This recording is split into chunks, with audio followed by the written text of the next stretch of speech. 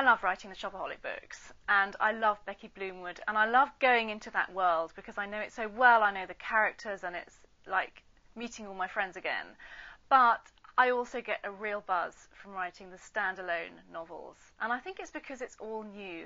I get to create a new heroine, I get to give her new situations and explore new issues and put her in all new comedy moments and give her all the most embarrassing moments I can.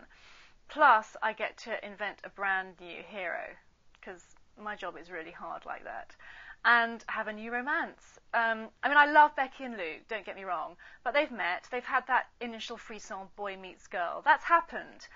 When I do a standalone novel, I can have that all over again, and it's really exciting.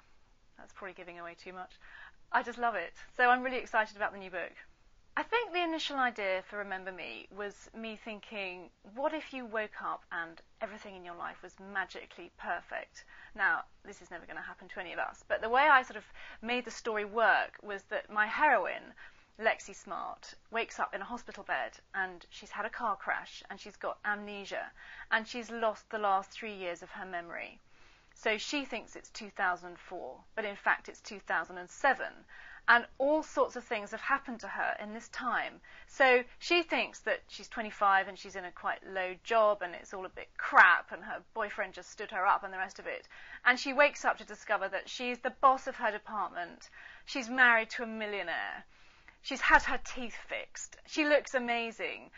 And she's got a Louis Vuitton handbag. And it's basically her entire dream life has come true. And it's the story of how she kind of copes with this, how she finds out how she got to be that person and whether it really is as perfect as she thinks, because of course, you know, dream lives have a tendency not to be as dreamy as you think, but that would be giving away the plot.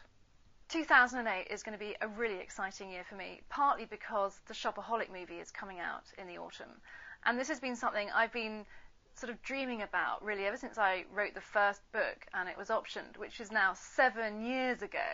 So, you know, I have waited quite a while for this, and now it's really, really going to happen.